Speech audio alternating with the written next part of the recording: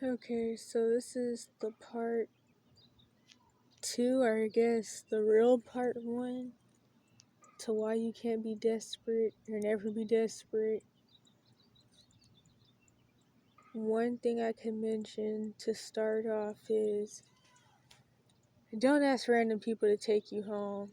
So, like, if you get kicked out or you leave an abuse situation, don't ask random people to take you home. They're most likely, well, not even most likely, 99.9% chance they're going to call the police, and then you're going to get locked up, charged, if not locked up in juvenile jail, maybe the mental health system branch of the Cash for Kids system or some TTI or something like that, and or you'll be sent back home.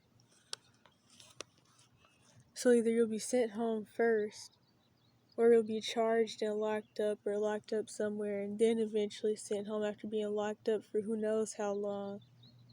And you don't want that. And this isn't usually done by older people, though.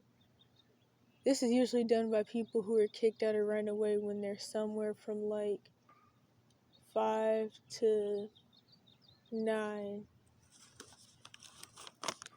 Because some people do end up having to run away at 5 or get kicked out at 5, although the most common ages to run away is 7, 12, and 14. Also, those are the most common ages to get kicked out, other than 18. So the most common ages to get kicked out is like 7, 12, 14, and 13 also. So somewhere from 12 to 14, and then 18. And, yeah, so that's what I had to say about that. And the thing is, if the people do take you home, they're most likely not going to be safe, and it's just going to be to take advantage of you. And that's something I talked a lot about ever since the evidence channels, because I noticed this. I noticed that the people who really are in a position to quote unquote help somebody, and also claim to be, or more seeming to be, stable enough to take care of and help somebody, they're the ones that want to do it the least.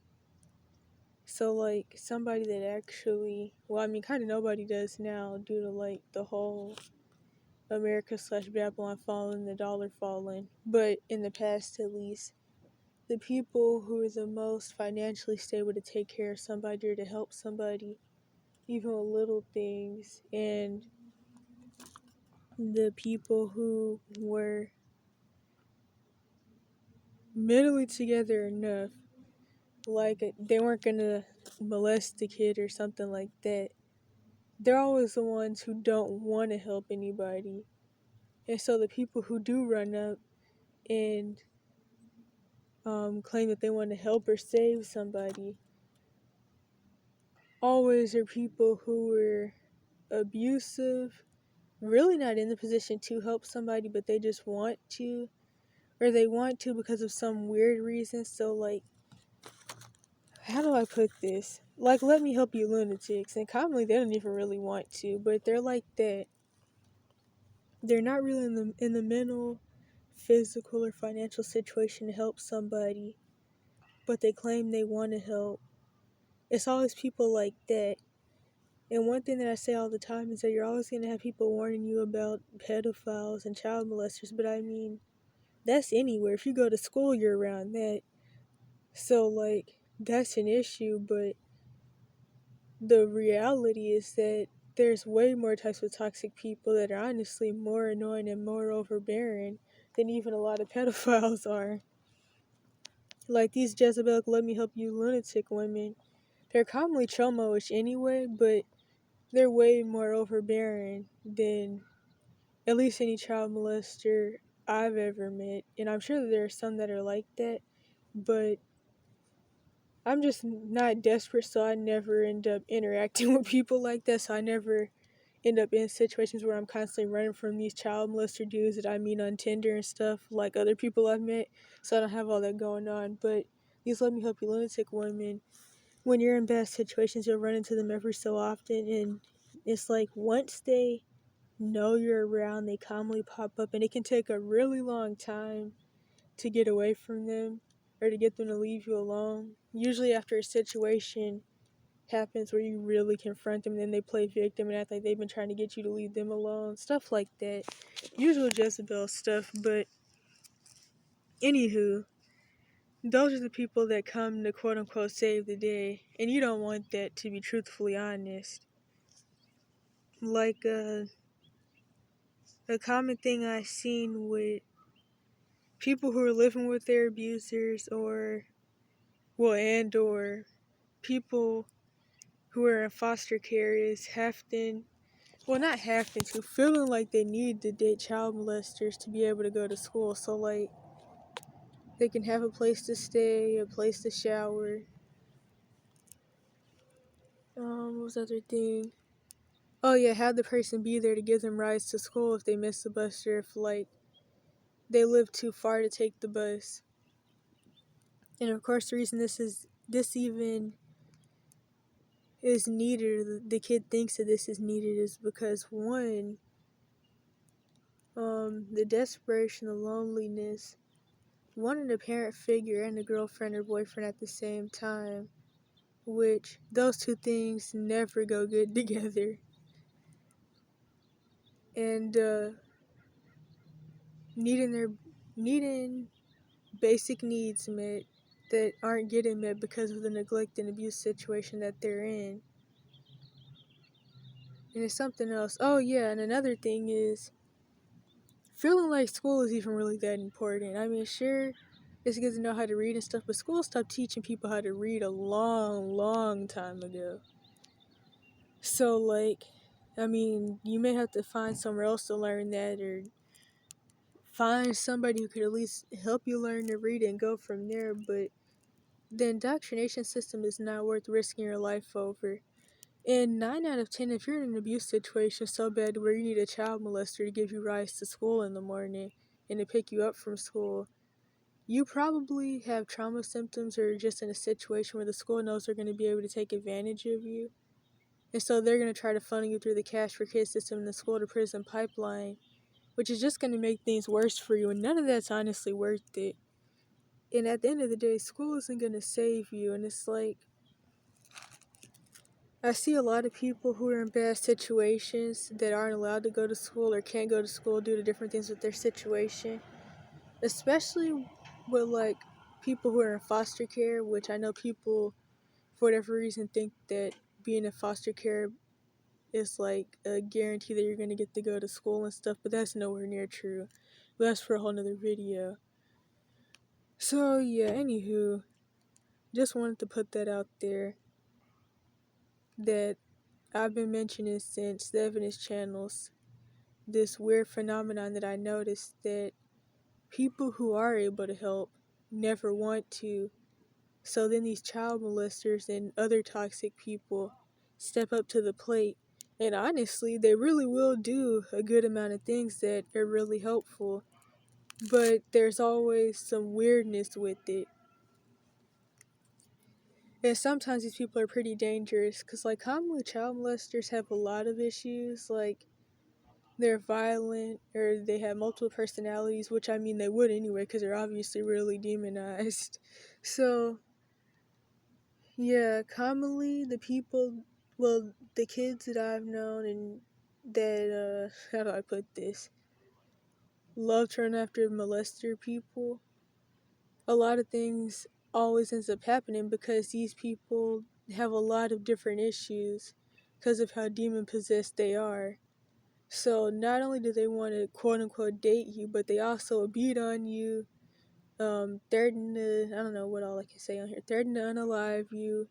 I knew one girl who, the dude shot his dog, just a whole bunch of stuff, and it's really not even worth it.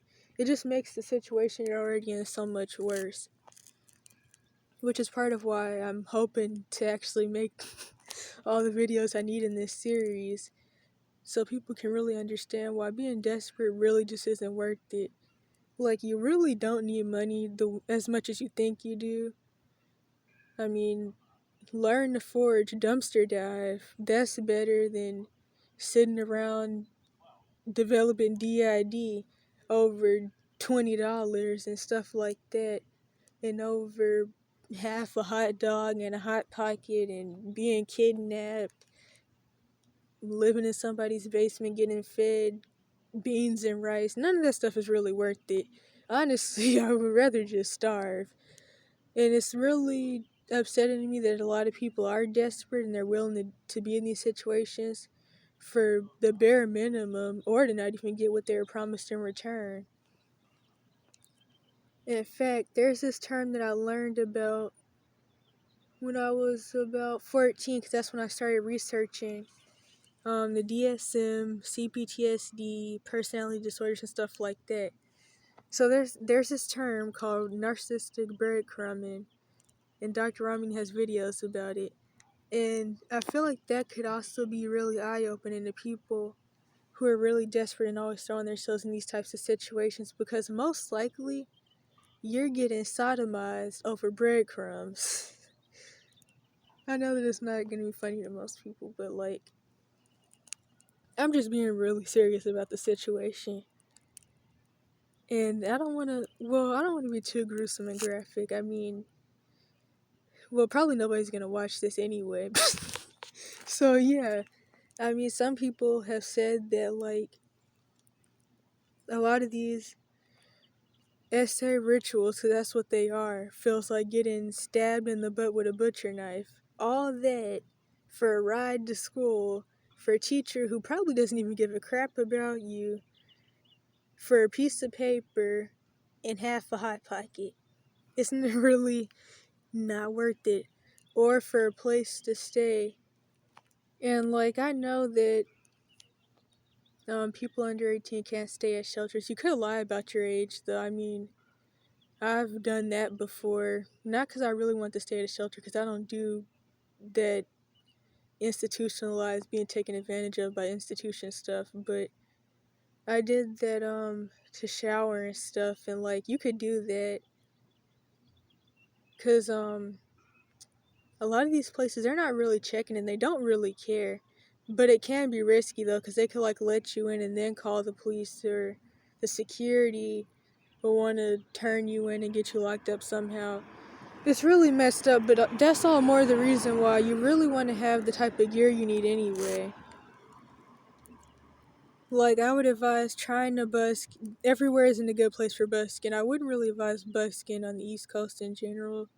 Definitely not in the South, because for one, like, most people there don't really have any money anyway, so they're not going to want to give you any.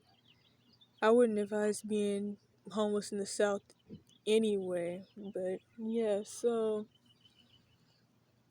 try busking, and if you can't get anything else, get a 0-degree sleeping bag, and if you can find a spot, buy a small fold-out table, use it as a roof, or like dig 4 holes in the ground and put the table legs in there, and then put a tarp on that, and then put the sleeping bag under there, or with a mat. Do something like that. But honestly, I wouldn't even want to live with anybody, because like, honestly, after living with my relatives, I feel like I've seen enough of living with people.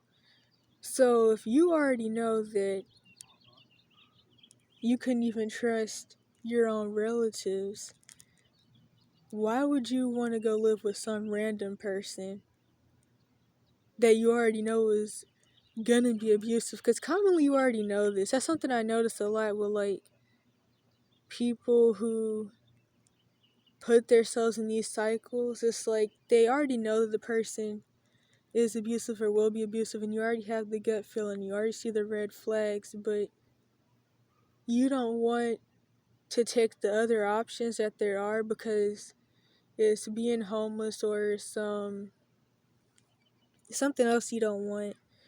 So you put yourself in some other bad situation. And a lot of times people will say that they have no options, but I mean, outside is the option. That's not no options.